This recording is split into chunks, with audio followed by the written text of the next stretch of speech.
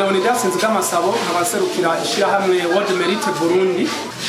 No munsi twaba twatunganije igikorwa cy'ubufasha aho twaje gufasha abana barerewe mu kigo Centre Nezerwa n'abana b'imfuvyi. Twaba twafashije abana bashika 34.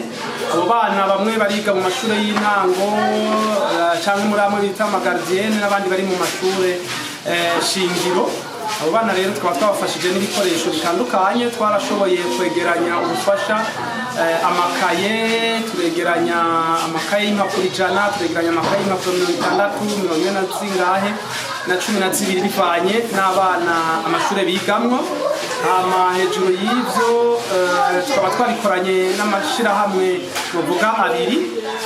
Hariho ishirahamwe bwa mbere World Merit ariko ryazanye icyumviro bwa mbere, hariho ishirahamwe Ajipape, hakaba na Miss Populaire. Turi yo migwi 3 nitwe twiyumviye kino gikorwa turaza gushigikira abana. Icyatumye twiyumvira kino kigo nuko ubushize twari twaje ngaha tubazaniye ubufasha mu bijanye n'ivyo gufungura, aho twashoboye kubafasha turabazanira imfunguro bafungura. Inyuma yaho niho abarongoye kino kigo baca batubwira ko amashure yimirije harizoba hari inkenero y'amakaye y'ibikoresho by'ishuri. Twebwe natwe twaciye tugenda turahera mu banywanyi bacu turegeranya imfashanyo ishoboka. Ubwo bufasha rero twazanye bwavuye kuri ico gisabo, twaje kwishura igisabo bari badusabye umunsi tuzana ibifungurwa byo gufungura ngaha muri kino kigo. Ishirahamwe ryacu novuga yuko ari umuryango mpuzamakungu w'ugwaruka witeguye guhindura ibintu mu by'imibano, mu by'ibidukikije no mu by'ubutunzi. Dusanzwe rero tugarukira ku bantu nikora canke batishoboye.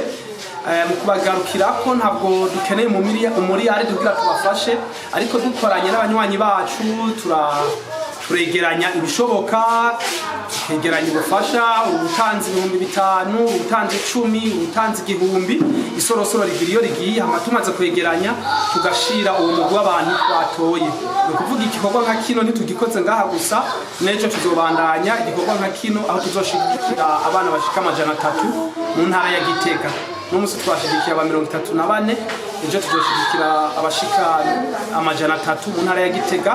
Nabo badufashije muri buno buruhuko, aho abo bana mu buruhuko baticaye barashoboye gufyaturira amatafari abantu bantaho nikora, amazu yaba yarasenyukiyeko barashoboye kwegeranya ibikoresho bitabora ibyo twita amaplastike akwiragira akorwa n'amahinguriro.